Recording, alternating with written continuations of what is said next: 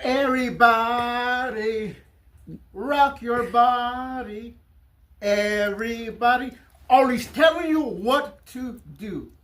Ladies and gentlemen, Toastmasters, have you ever let someone talk you out of what you wanted to do or something that you enjoy doing because they think you shouldn't do it because of their own personal opinions? That's been happening for the majority of my life. It's why I'm here.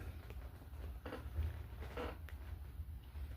few years ago, I was going through some mental health issues, and I found a nice church that I used to attend years ago, and I had the idea that maybe if we had a place where we can talk about things like suicide and depression, it can help others, and that way we're not holding in. So I shared this with a friend of mine, and he said, "Oh, that's great. You know, there's nothing wrong with talking about suicide, but you know what, Frank? Just keep that to yourself. I don't think people really need to hear about that." So I stayed quiet. I kept my mouth shut. Years later, people are talking about it. People are getting help. And in the church that I thought maybe they could have something like this, there is something like that now. So don't let people dictate what you do or think just because they're not ready for it. When I was younger, I grew up without a father. And because I didn't have a father, I didn't really have a lot of role models. So my role models were cartoons, comics, superheroes. And growing up, I got really into Batman. That's someone that I thought I could model part of my life after. You know, this was someone that went through a tragedy, overcame it, and is helping others. And as I was getting older, people were telling me, "You still like comics? You still like Batman? You know, maybe it's time you put that away." Fast forward a few years later, everyone is into Batman. Everyone is dressing up like Batman. Everyone is wearing a Batman shirt. Back when I would wear it, people would say, "Don't wear it." But now it's okay. I like to think I paved the way. I might be a little bit delusional, and that was what they thought as well.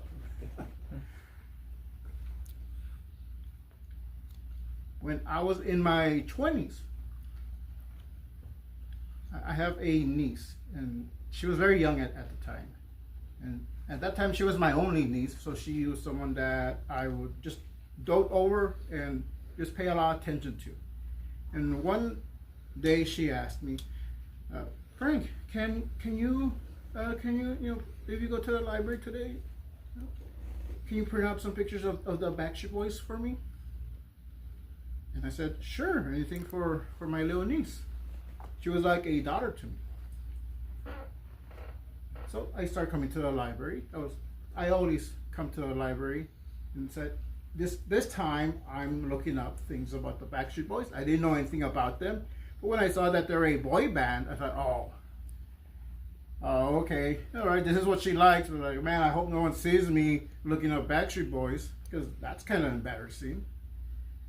Well, as I'm looking into them, as I'm printing out pictures, as I'm finding out information, and weeks go by, I start to listen to some of the music to make fun of it.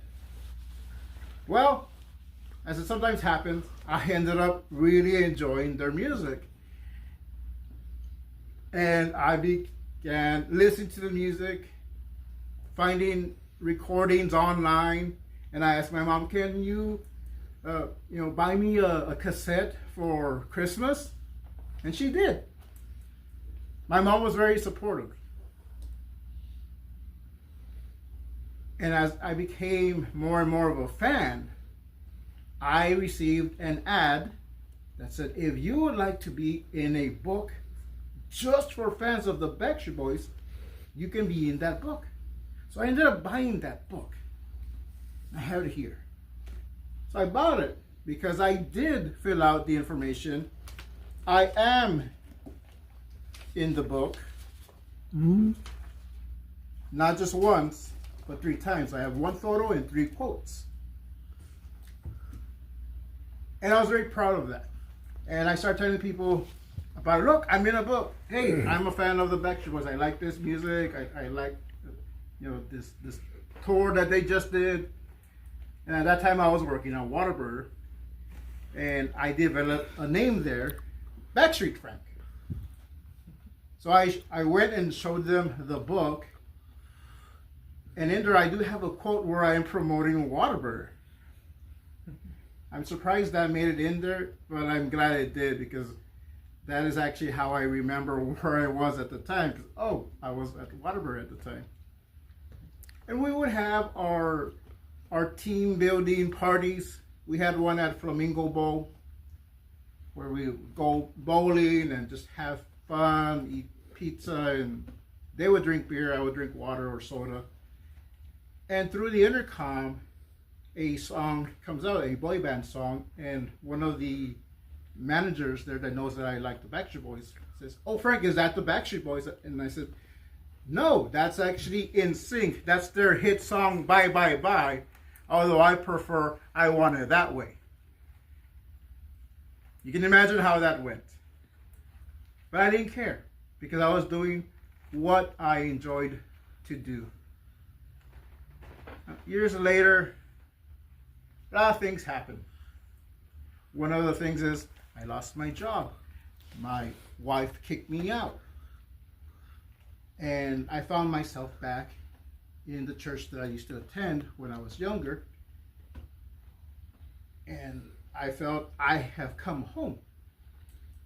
And I decided I'm going to show my book, because I still had it all those years. And I showed it to someone, and they said, "You know what, Frank? Maybe you should get rid of it. It's a little shameful." And at that time, I was trying to rebuild my life, so I let that person talk me out of something that I enjoyed doing for years, because they thought it was shameful. And I got rid of that book. I gave it to them, and they donated to the Goodwill. Years later, I'm thinking, why did I let that happen? Why did I let someone talk me out of something that I like to do? And I noticed a pattern. I've done that before. When I'm feeling insecure, I let other people's insecurities get to me. I shouldn't do that. We shouldn't do that. I mentioned the suicide group. Now there is a successful suicide group which I am a part of. I'm one of the facilitators, and I can help others. I had also started getting into Dungeons and Dragons and tabletop role-playing games. And someone was telling me, "You shouldn't play that." Now I have a club where I run games for people, and my son is a big part of why I started that club. So it helps me connect with my sons, it helps me connect with the community. And I am a Backstreet Boys fan. I rebought this book for almost double the price, but I thought it's worth it, because I am not going to get rid of it. I'm going to treasure it, because I want it that way.